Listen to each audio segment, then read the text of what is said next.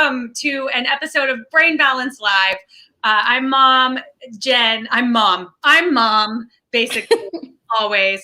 And Heather is also Mom, but also our brain balance guru, essentially. Heather is a cognitive specialist, a therapist. She is a National Autism Summit speaker.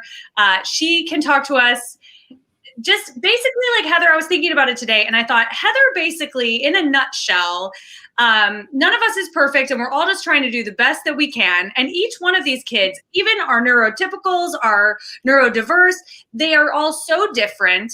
And I feel like we are here to put another tool in our toolbox. That's what Heather does in a nutshell. She gives us tools to just help us with strategies to help our kiddos really from any kind of background of their amazing brains. So Heather, with that huge introduction that I can't apparently stop gushing about you, how are you?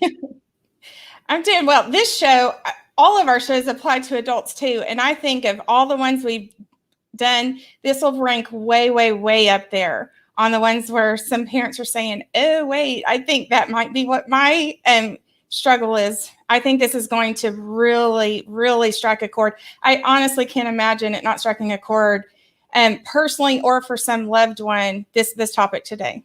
Yep. Almost everything that Heather mentions, I can apply to my own life as well as my parenting life. So what are we going to be talking about today, Heather? Well, something such as, Mom, you did not tell me that. Something that you said, this can happen. This can cause some really fun moments with significant others. Babe, you didn't ask me to do that. Yeah, I did. Remember when we were at the grocery store and and I mean, they will just swear up and down. You didn't tell them, and you start wondering, am I losing my mind? Or this looks like ignoring. It looks like they just didn't care. It can look like defiance. And, we've all heard the term selective listening or selective hearing, and that does exist. We know that. However, I mean, we're not kidding anybody here, but so much of the time it is an issue of working memory. And stay tuned, even if you're sitting here thinking, my child has an excellent memory. We did a whole memory show. There are many, many, many different types of memory. And working memory is problem-solving memory. It is an extremely active, engaged form of memory that gets in the way of a lot of tasks in life way beyond memory. And it is really about being able to juggle a lot of balls. And that is something all the parents are doing as well. So I'm going to give you a few samples and see if these resonate. And okay. They don't all have to, but if a certain number of these you're like, yeah, that happens. Your child has a hard time retelling a story right after you read it to her and skips key details. Or maybe they didn't know what the main idea was. They could tell you every year, every, baseball stat, the name of the king, but didn't know what it was about. So during parent-teacher conferences, you hear that your child doesn't listen or follow instructions. And this often looks like behavior. It can also get labeled as an auditory processing issue. Auditory processing is involved, but working memory goes much deeper than that. Your child forgets to bring home the materials needed to complete a homework assignment. I know that never happens, right? They have the time. You're on the phone. You're like, just wait a minute. Tell me what you want to tell me. I'm just finishing up this call. And by the time you get off, they don't remember what they wanted to tell you. And of course, that's probably your fault. Mom, and then they're mad, but they don't remember. Too long. I know you talk too long. It's definitely your fault. I mean, definitely, you ask your child who they played with at recess and like, oh, we played tag. Well, yeah. Well, who were the friends you played with? I don't know. A lot of vague answers about school. Sometimes it's because they're overwhelmed. One of the things that will overwhelm them is working memory. Maybe they can't recall that number of details. If you get a lot of vague answers about school, they really may not know how to organize and formulate a response or remember the details that would be pertinent to share with you. Your child struggles to recall all the steps required to solve a multi-step math problem. They're just going great guns, and then they skipped a step or two, and then they get it wrong. Or they forget some of the teacher instructions. They can do it in their head, but when it goes to writing it down, then they miss some of those steps. Yep. That happens a lot. Yep. Your child has difficulty keeping in mind all the elements required to participate in a team sport. Where's your baseball glove? Where's your batting glove? You need your bat. Where's your bag? We never knew the reason that we were preparing an hour before we were leaving the house when they were babies. Like my mom always told me, add an hour. However much time you think you need to get ready to leave the house with your baby, you need an extra hour because they are going to, you know, have an accident, whatever. And so like this was just preparing us for this baseball scenario, right? That is one smart mama right there. Yeah. Add an hour. I like that. Yep. Your child misplaces pencils, books, papers, whatever items are not attached to their bodies. Where are my keys? Where did I set my phone? You know, this can apply to any of us. Misplacing things a lot, spending way too much time looking for things. Yep. You ask your child to go upstairs, grab your dirty clothes, and bring them down, and then go to the garage and grab some water for the guests that are coming over. They go upstairs, they disappear, and you go up there and they're in the playroom having a good old time. Are they ignoring you? Are they being defiant? And this often, some families will say, oh, I understand that they got distracted. Yes. They also may have forgotten what they're doing. Attention is a prerequisite to working memory. Your child has difficulty staying on task, easily sidetracked, moving from one activity to another without finishing any of them. And how many adults can relate to that? We have all of these projects we've started and we don't get them all the way to the end. Corey always jokes that he knows when I've been multitasking because all of the cabinets are open. There's wet laundry in the washer that hasn't been transferred. The bathroom is half cleaned but not finished. The towels are all on the floor. He's like, oh, Jen's been working on chores. I don't finish any of them, Heather. It's hard. Understand, working memory is foundational. In fact, we have depending on which model you look at, of executive functions, all of these critical thinking, getting stuff done in life skills, time management, organization, prioritizing, task initiation, regulation, and on it goes. Some models will say there are 7 types of executive functions. Some will have even more listed, depends on exactly how they divvy them up. But there are 3 that we start with. And one of those 3 from which all the others come is working memory. This is not regular memory. Just because your child can spout off all the baseball stats does not mean that all parts of memory are there. So as we move into the next slide, or the first slide, this is a model to really talk about what working memory is. So you can see a whole lot of activity going on here. We are always processing sensory information. It comes in. If your child has sensory processing disorder, it is almost certain that their working memory is not on point because some of the balls I'm juggling are input I get about body awareness, equilibrium, visual, auditory, smell, taste, touch. That lasts about 4 seconds. It's so quick, but we are processing it all the time. And then we also have long-term memory. I'm facing a task. Hey, I know something about this. I've learned it before. And I've got to take the current information, what the instructions from the teacher were, what my parents asked me to do. I've got to pull in what I know how I tackled this last time. The executive functions where it says central executive, that is the orchestra conductor. I've heard so many really great metaphors for working memory. One of them is just thinking of it as a 2-lane highway. Information is coming in and going out. You're constantly grabbing information you need, and then this information needs to stick in the brain. This information, we don't need it anymore. It needs to go away. We have to constantly be trading out what is on our mental sketch pad because it has a finite amount of space. Depending on which research you look at, it's believed we can only hold about 5 to 7 pieces of information at a time. Now you can work that. That's why we talk about chunking a lot. And that's why when we're learning phone numbers, we might say 972-248-9483. Now we have 3 things to remember instead of 10. So there is chunking, but when you're talking about sensory and long-term and what the teacher just said and all of that, balls start falling off the shelf if we don't know what to get rid of and what is relevant. If your kids have difficulty remembering details or seeing the big picture or knowing how the details fit into the big picture, it makes working memory very challenging. I love this analogy from Dr. Russell Barkley.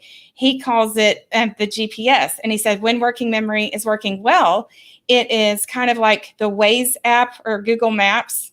And it will tell you what the roadblocks are. It will tell you the best path to get to the goal. What are the workarounds to the hurdles? And when it's not, your GPS isn't working. Now I don't know how to get to the place I need to go. It's a paper map.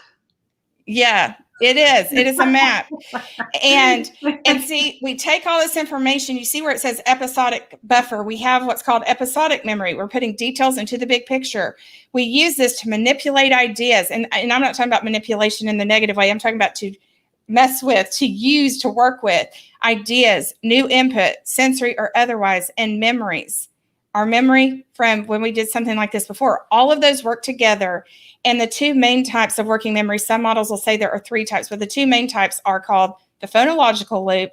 And that is how well do I remember what I hear verbally, and sometimes even in writing, like it's using language and auditory processing. It is also, the phonological loop is also when we verbally rehearse things to ourselves. So you meet someone new and you're like, Jennifer Warren, until you got it logged in, or a phone number. Yeah. I'm saying it to myself until I get it plugged in. That is the phonological loop that you're using. Okay. And then we have the visual spatial sketch pad. We have to have good visual perception and processing. We have to have spatial skills, which means our equilibrium and body awareness have to be in place. But one very overt example of this is how an interior designer can walk into a room and already just picture where the furniture will fit and what size the sofa needs to be for the space and the coffee table. They have usually very excellent visual spatial sketch pad. That's so amazing that I'm learning about this, because I have a very hard time visualizing anything in our house. When Corey says, "Oh, you want to change this?" I'm like, I can't visualize it well. I have to hear things and talk. I am totally phonological. And guess what? On average, verbal working memory is twice as strong than visual spatial working memory for those with ADHD. And I think that's counterintuitive. I think a lot of people would be shocked by that. I have a lot of parents say, my child is a visual learner. Maybe they like watching things. It's more engaging. But I would say this holds true based on 30 years of me assessing students. A lot of times what looks like a visual learner, then we test. We test both of these. And we also test the episodic buffer. We test the different parts of this and the sensory system. And verbal working memory is stronger. So with ADHD, it's 2 times more likely to be stronger. So one thing I want to say is that y'all have heard me talk about a glitchy video before. If we are always reading lips while we're listening to someone talk. So in that event, we would be using the phonological loop and the visual spatial sketch pad, right? Mm-hmm. More phonological. But if my auditory processing and language skills are this fast, and my visual processing is much slower, it's a glitchy video. Now I don't know what you're saying because these inputs are at 2 different speeds. So a big tip that is counterintuitive is for struggling students, do not demand eye contact when you're about to give them instructions. Because some kids, subconsciously, they don't necessarily, maybe they can't put words to it, but they will get overwhelmed because the visual and the auditory aren't at the same speed. So they may do a better job of listening when they are not looking at you. My mind is blown. You do want to get their attention, okay? That's not the same thing. You don't want to holler information from another room. And when you have really important information, you want to say something like, put on your thinking cap. Give them a heads up, like, put on your thinking cap. Or this is something that's important to remember. I'm about to tell you 3 things. All right, are you with me? Get a response without demanding eye contact. So yes, you gather their attention. Not, oh, by the way, on the way out the door, as they go out the door, that information just went out the door too. Yeah. It can't be like that. It has to be intentional, planned out, short sentences, precise, slow speech to give them time to process it. Do not demand eye contact, because we are sort of forcing on them a glitchy video where the auditory and the visual do not match up. That's such a, I feel like culturally it's such a respect thing. If you're not looking at me, it's disrespectful. So that's such a great tip. Thank you. Eye contact is important. There are times when it's very important. When a child is struggling with working memory, when their sensory processing is not on point, when it's sometimes a child might have average visual perception above average auditory processing, they're still working at different speeds. Sometimes kids will be able to listen better if they're walking around while you're talking to them. I recommend staying in the same room, freeing up distractions, but that proprioceptive input they get in their feet as you're talking, they may listen better. And we think we need to get them still and looking at us, and that is not necessarily the case. Other times, eye contact is important, but this is a time when I think that's one of the most counterintuitive things I may say today. Yeah. Oh my gosh. It's brilliant. Thank you. Yes, absolutely. So issues with retrieval. See, some kids does this resonate? Man, my child had this information down pat. I mean, we practiced for this test. They were telling me all about it. The next day, it's like a blank slate, like it didn't even happen. Or next week, they don't get how this new concept is just building on what you totally had down last week, and now it's just like it's gone. Yeah. Kids with learning disabilities, and you don't have to have a learning disability to have this happening. It could be working memory deficit, but children with dyslexia may have a harder time remembering stuff involving the phonological loop, right? If you have kids who are really clumsy, if they are seeking movement input or avoiding it, they may have spatial issues. We've done visual perception shows before. So, some kids with dyscalculia will have difficulty remembering numbers and math facts, but they can remember letters and words all day long. So it's not that they forget everything. There's a pattern that's very connected to these. Learning disabilities are not the root of the problem. Learning disabilities put a name to something that is a challenge, and it's very important to get to the foundational cause. Most of the time, learning disabilities name what's going on. They don't tell you all the causes of it. So that's important, I think, to keep in mind. Okay, let's move on. And as if this doesn't sound complicated enough, guess what gets in the way? Stress. Oh, goody. Stress absolutely impacts executive function. And if you're having trouble with executive functions, you're going to have more stress. And one of our executive functions, one of the top three from which the others flow, is regulation. So if you don't have self-regulation, you're already lacking in executive function that then impacts all the others. So you see this curve here is looking at where is my performance. We need some pressure, some stress. We always talk about, we think of stress as being bad, but some stress, some pressure is good. Because if we don't have enough, I'm bored. This is so boring. My child's lazy, apathetic. They're unmotivated. They're inactive. They may be described as laid back. Sometimes the reason kids say they're bored, number one, is because they are lacking working memory to connect the dots and pull in background knowledge and see how it applies to something they are interested in. We want to help with that process. Sometimes they are not aroused enough. It doesn't even register like what the stakes are. Please, we got to get you ready for high school. They're not even thinking about what the consequences are in the future. That is an executive function. Yeah. And so as we move up, now we're getting more pressure. Now that in this golden area, you see optimal performance. You get in a state of flow. If anybody, for example, is a writer out there or a painter, and you know how, man, this idea hit me, the ideas are flowing. You don't want to stop in that moment. It feels much less effortful. Ideas are just gelling together. That is a state of flow. You're focused, energized, motivated. And then what happens? The tipping point is right here in the middle. And all of a sudden, too much pressure, too much stress. My child makes careless errors on exams all the time. I know he knew that answer.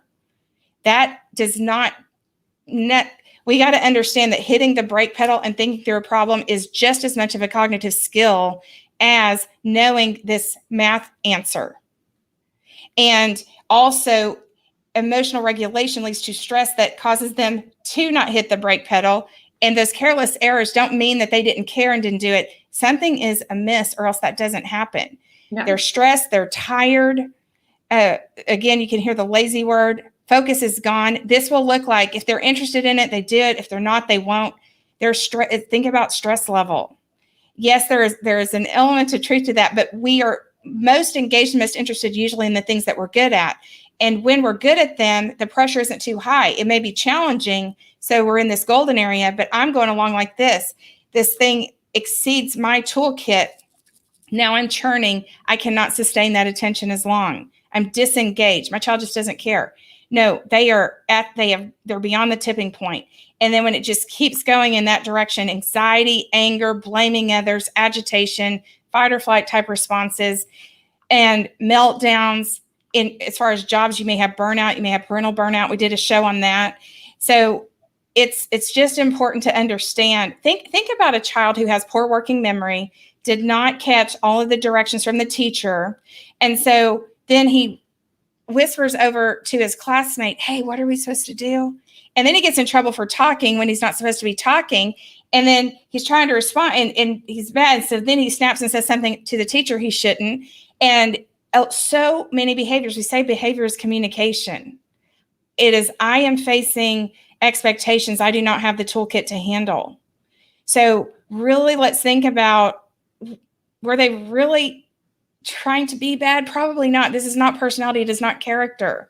And sometimes when they act disrespectful, it's because they were at the tipping point and they really are in a fight or flight. They do not have control over their words and actions any longer. It is not their logical thinking brain talking at that point. Yeah.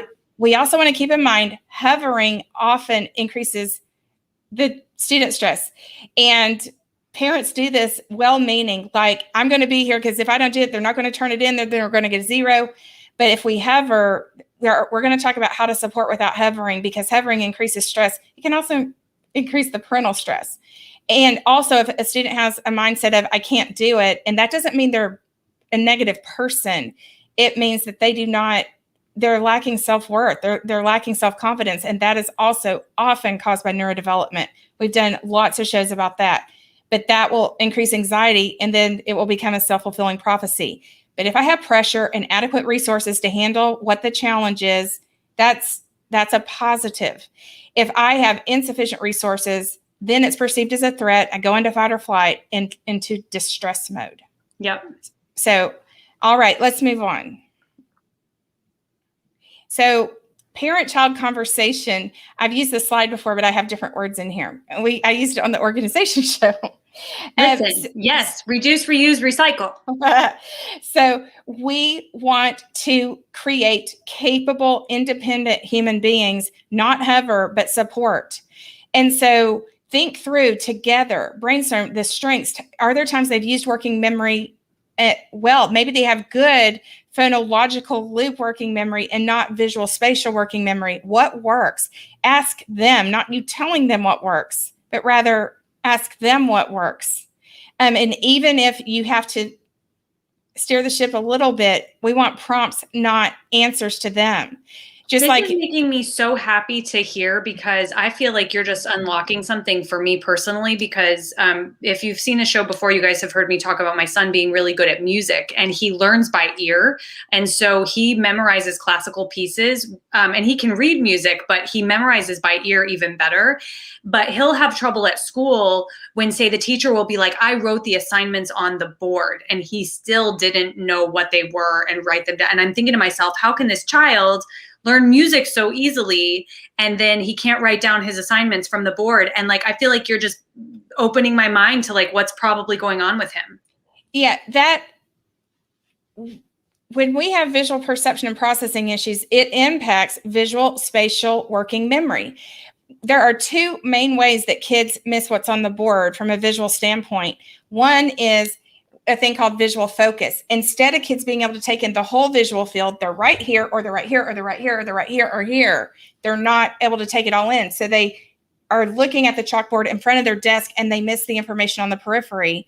Another one is called convergence. Think about Do you have trouble following your finger without your eyes crossing? Does anything get double when you do this? We're always taking information from far to mid to near. That is another visual processing challenge. And almost 100% of kids diagnosed with ADHD that I have ever seen in my entire career have issues visually or spatially or both. And equilibrium has to be in place for the visual to work. And just because your kid is athletic doesn't mean equilibrium's in place.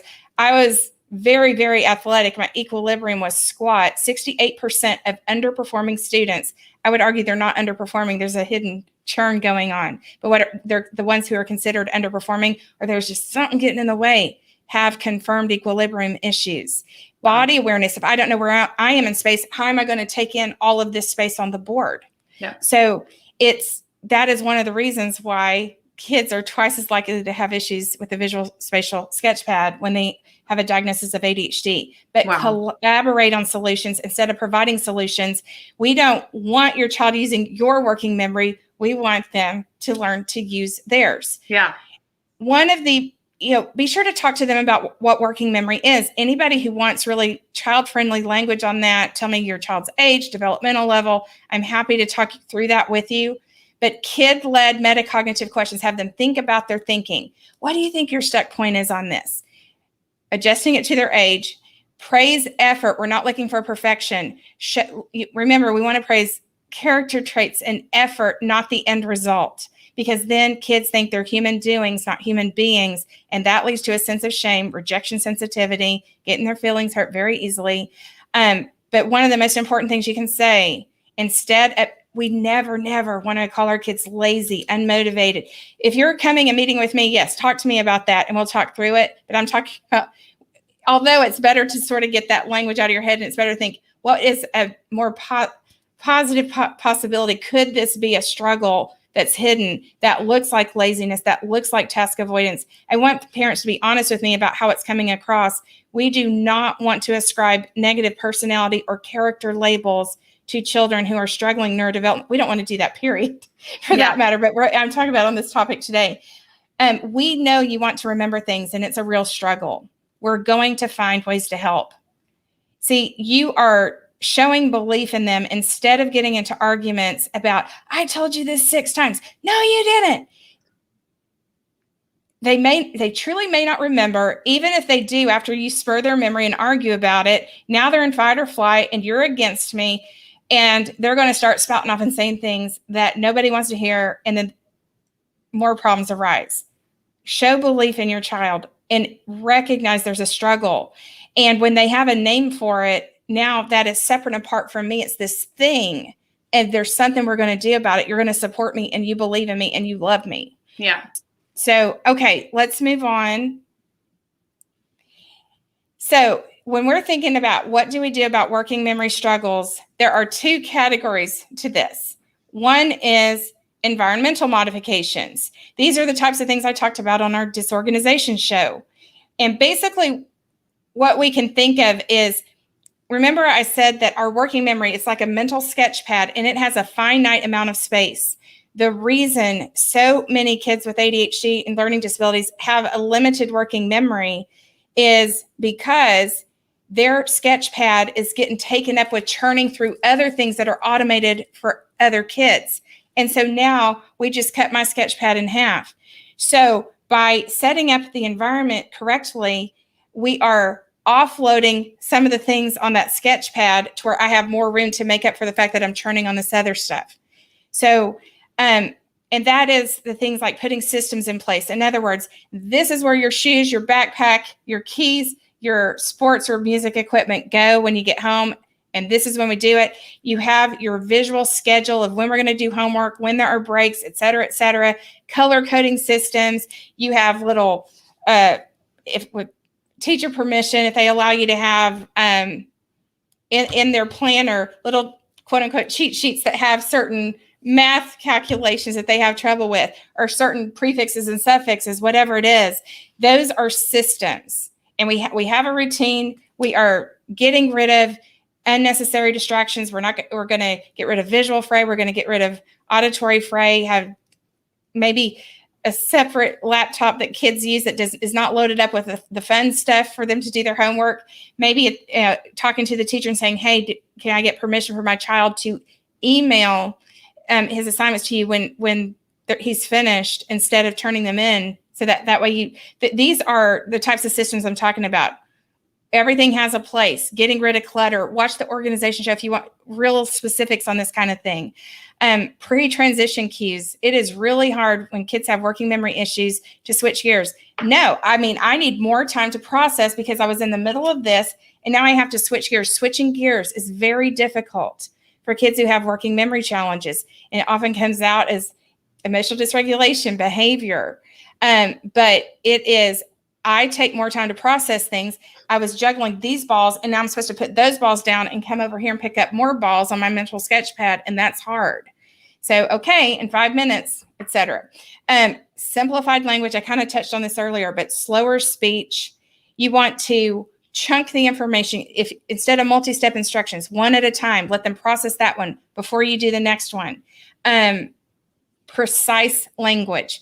Get rid of fillers like, by the way, on the way out the door. But do give them the cues. Heads up. This is an important thing to remember. And then have them repeat back to you what they understood. We've talked about minimal distractions. These are all providing concrete structures for thinking. Most of the kids who have these struggles have trouble with more abstract thought, but when we make it concrete, and I've got a couple of examples of how you can do this later. But this is one component, is all of these systems and routines and structure and organization that free up space on the mental scratch pad. But that is not enough. The problem is, the reason I have this in a bowling alley, I almost didn't mention that. Like, what in the world does that have to do with anything? These have bumpers so that the ball doesn't go in the gutter. That's what I need if I go bowling. So when we set up this environment, these are good things. But if this is where we stop, we've put up the bumpers. The bowling alley bumpers are not going to be up everywhere in life. What happens when the teacher or a parent is not providing these bowling alley bumpers? The deficit is still there. We must be working on improving these things. So that is, I thought, yeah, I should probably tell y'all why I have a bowling alley. I love the beautiful metaphor. Thank you. And the color. Hello. I mean, I was like, okay, that's the one. All right, let's move on. The other piece of the equation is to work on executive function. Most of these kids will need professional help, but there are things you can do at home. And so in the middle, I'm just reminding you of what working memory is, just a different model because different things resonate with different people. But you see the visual spatial sketch pad on the left, and on the left, I have things to do to help visual spatial sketch pad. On the right is the phonological loop. I have things that will help with the phonological loop. So visual spatial sketch pad. One really fun activity to do is for you to build something. It can be with blocks. It can be with, it can be anything. And have them look at it and then hide it or take it down and have them match it. It's fun. It's hands-on. They're getting to be creative. Then they can build one and you build it like they did. That's fun and engaging. Count 2 types of items at a time. Let's say you're in the car and have them count how many black SUVs and how many red cars they see at the same time. So like 1 black, 2 black, 1 red, 3 black, that is working memory. That's hard. And then as they get better at it, you can add on a 3rd color. That's just an example, of course. One of these things is not like the other. Find the difference. There are so many. You can Google this, pull up pictures that on first glance look the same, but they have subtle differences. Have them look for those. Excellent. Not only they are learning what details to pay attention to and which ones not to. We know that when we learn that visually, we start making better decisions. We start learning the differences between these housing options and which one is the best fit for our family. It starts with our sensory motor system. How many can you remember is like showing them 6 cards or however many is appropriate for their level, and then turning them all over, and then having them turn them back over and help them. They have to remember which one you did not turn over or which 2 you did not turn over. And depending on what their struggles are, that can be math, it can be colors, it can be shapes, it can be numbers, it can be whatever. Picture of a completed task. I've talked about this before, but yes, I love this. One of the best things to do, and this actually it's a strategy to help the environment, but it also builds working memory. It is not just an environmental modification. Take a picture. If you're having trouble with clean room, this is what a clean room looks like. Match the picture. This is what an organized backpack looks like. Match the picture. This is what you look like when you're ready for school. Match the picture. And so you don't have to pull your hair out. Okay, honey. You got to wear shoes to school. Oh, goodness. We didn't get our lunch bag, did we? Let me turn around and go back to the house. I mean, every day you're like, it's 4 months into school and we do the same routine every day. And every single day I have to tell him to brush his teeth. Take a picture of what being ready, of what being organized, of what a clean room, etc. looks like. Match the picture. The first couple of days they do it. You're probably going to have to, you did really well. You got so many of these. Now, what are you missing? You don't tell them what they're missing. You ask them what they're missing and then give clues as necessary. But research shows us that by doing this, because they're relying on their own brain, that grows working memory that then translates to other things. They start seeing the details that go into the whole. Some kids do not realize, doing an outline, finding resources, all of these are part of what goes into writing a research paper. They all just seem disjointed. This is connecting dots for them. Humorous mental images. So if they're trying to learn the word skittish, maybe you have them visualize or draw a skit and someone who's nervous, and now they remember that word. Graphic organizers, y'all have heard me talk about those so many times. It's such a great way to organize your thoughts. And for visual kids, sometimes that is just the ticket. I think most people here know what visual schedules and checklists are. One word of here is that you don't want to tell them what they missed on the checklist. You want to ask them what they missed on the checklist so that they are not borrowing your working memory. Gestures are huge for teaching or them acting something out. Movement, and they can see the movement. That absolutely will help things be more concrete and glued in there. So one of my favorite things for working on the phonological loop, my 3 facts. I love this so much for more than one reason. If you have trouble having engaging conversations with your kids, I don't know, fine. You are going to get connection going and work on working memory. So my 3 facts is they tell you it can be whatever 3 things you want. Tell me the first 3 things that happened when you got to school today. Tell me 3 things you want to do this summer. Tell me whatever it is. It doesn't matter. And you can even be moving into topics that you're trying to really engage with them on that are more important. Tell me 3 things you like about this friend. And then you repeat them back in the order they said them. And then you tell them your 3 things. And then you can go to 4 things. But I love this one because you're growing executive functions and you're connecting with your child. It's my favorite. That's awesome. Rhythm and rhyming help you learn. We got these musicians out here. It's just fun. Have them tap out a beat. You can have drums. You can use a oatmeal canister. I mean, they tap out a beat with different different intensity and different rhythm. You repeat it back. You do one. And they do it back. That's super fun. And we know that rhymes help you remember. I think most people know that. Taking a trip. This is something y'all are familiar with, but this will help with working memory. I'm going on a trip and I'm going to take a beach bag. And then Jen says, I'm going on a trip and I'm going to bring a beach bag and a towel. I'm going on a trip. I'm going to take a beach bag, a towel, and a water bottle. Oh, anyway, you keep going. It's fun. And everybody laughs. We've already talked about getting attention before talking without demanding eye contact. Put on your thinking cap. I think I've actually tell them how many details. Telling them knowing I have 5 things. I have 3 things. Already starts helping them chunk information. Speak slowly. What did you hear? Don't ask them to repeat what you said verbatim. Have them put it in their own words, because a lot of times, how many times y'all had a spouse who can tell you verbatim what you said, but they missed the point? the point. It wasn't the intent that you had, or kids.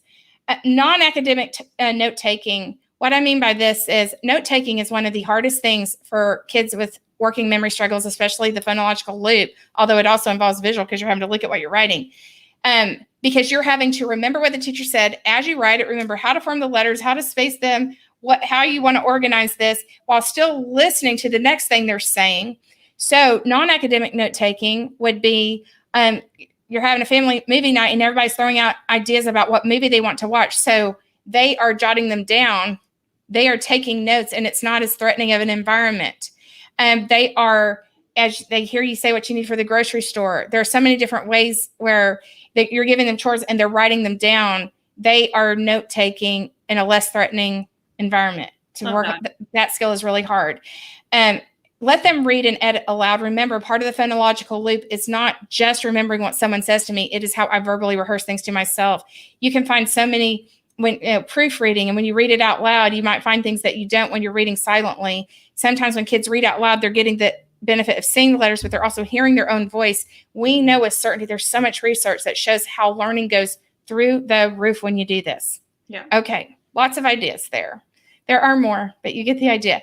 And then for our kids who need making things concrete and also connecting dots, if they don't know how to write a paragraph and you can relate it to a hamburger, I need my topic sentence, the supporting detail.